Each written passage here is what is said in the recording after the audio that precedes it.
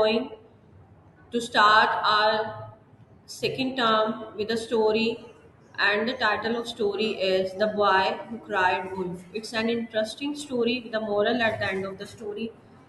Let's read the story along with the Urdu meanings of difficult words. Okay. The Boy Who Cried Wolf. This is the title of story. You have to write the title, every word of the title in with a capital letter at the start, but not the prepositions and the articles. Okay. There lived a shepherd boy in a village near a pasture. एक चरवाहा वो person होता है जो मवेशियों को, kettles को चरागाह में लेके जाता है, चरने के लिए, घास फूस खाने के लिए और चलने फिरने के लिए। जब हम कभी नॉर्दर्न एरियाज में विजिट करें तो शाम के टाइम पे हमें उनकी सड़कों पर, उनकी गलियों में चरवाहे, रेवड़ के रेवड़, बड़े बड़े रेवड़ रेवड़ जो होते हैं वो, या गांव में वो लोग रेवड़ के रेवड़ लेके जाते हैं, सुबह में लेके जाते हैं और शाम में रात होने से पहले उन्हें वापस ले आते हैं। ठीक है, तो ये चरवाहा जो होता है वो पर्सन होता है जो मवेशियों को लेके जाता है चरने के लिए, चरागा। पैस्चर क्या कहते हैं? Pasture is the English of चरागा। He took sheep and goats to the pasture to graze. वो ले जाता था भेड़ों को और बकरियों को चरागा, चरने के लिए। All the villagers were well satisfied with the boy and trusted him. जो सब देहाती थे वो उससे मुतमईन थे, काफी मुतमईन थे, और उस लड़के के ऊपर एतबार करते थे। वो एतबार ही था जिसकी बिना के ऊपर वो अपनी भेड़ें और बकरियां उसके हवाले कर देते थे चरने के लिए, कि वो उनको लुक आफ्टर अच्छे तरीके से करेगा। By now he had grown up into a fine lad. अब क्या हुआ कि वो जो लड़का था, कमसिन लड़का था, वो एक जवान लड़का बन गया था। यहाँ लैड बॉय की ही सिनोनिम के तौर पर यूज किया गया है। एक ही वर्ड की रेपिटेशन को अवॉइड करने के लिए यहाँ फर्स्ट लाइन में बॉय यूज किया गया और यहाँ लैड यूज किया गया। One fine morning, he climbed up the top of a mount nearby and cried aloud. उसने वो चढ़ा एक पहाड़ की चोटी के ऊपर जो के नजदीक ही थी और ऊंची आवाज में चीखा, वोल्फ वोल्फ, भेड़िया भेड़िया। The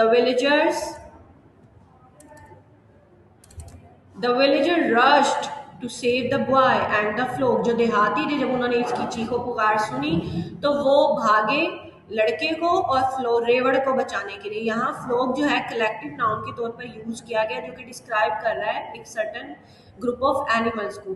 they came armed with sticks. वो लाठियों के साथ आए, किसे बचाने के लिए? लड़के को और रेवड़ को। When they saw the boy, they asked him where the wolf was.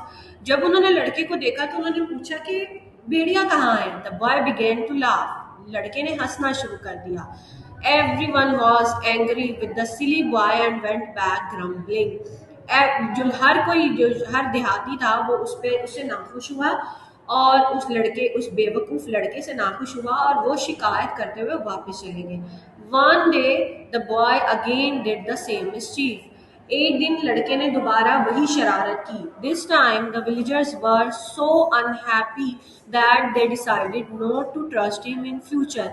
इस मरतबा क्या हुआ कि जो देहाती थे वो उस लड़के से इतने ज्यादा नाखुश हुए कि उन्होंने फैसला किया कि वो आइंदा फ्यूचर में उसके ऊपर एतबार नहीं करेंगे और उसकी मदद को नहीं आएंगे। After some time a wolf did come. कुछ वक्त के बाद क्या हुआ कि वाकई जो भेड़िया था वो आ गया। The boy cried wolf many times at the top of his voice. जो लड़का था वो बहुत मर्तबा चिल्लाया अपनी तेज सबसे ऊंची आवाज में कि भेड़िया आ गया।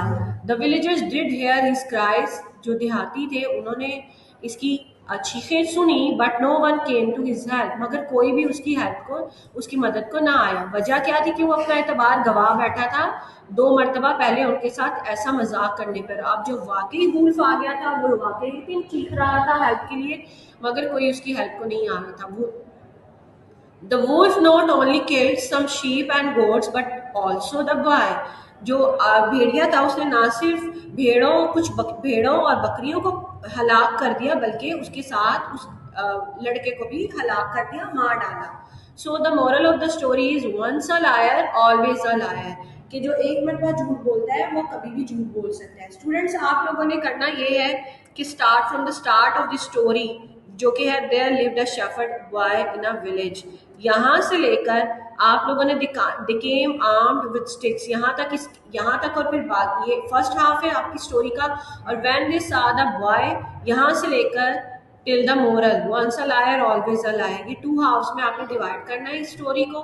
फर्स्ट हाफ को आपने डे 1 पे लर्न करना है, रिटन प्रैक्टिस करनी है, जो भी आपकी ग्रामेटिकल या स्पेलिंग मिस्टेक्स होगी उनकी प्रैक्टिस करनी है। उसके बाद सेकंड हाफ को आपने सेकंड डे में रखना है, लर्न करना है, किसी बड़े को, सुपरवाइजर को सुनाना है, और उसके बाद आपने इसकी रिटन प्रैक्टिस के बाद जो भी गलतियां होंगी उसकी प्रैक्टिस करनी है। ठीक है, take good care of yourself, अपना बहुत बेस्ट दीजिएगा इस स्टोरी को लर्न करने में और इसके रिटर्न फीडबैक के लिए, और अपना ख्याल रखिएगा। अल्लाह हाफिज।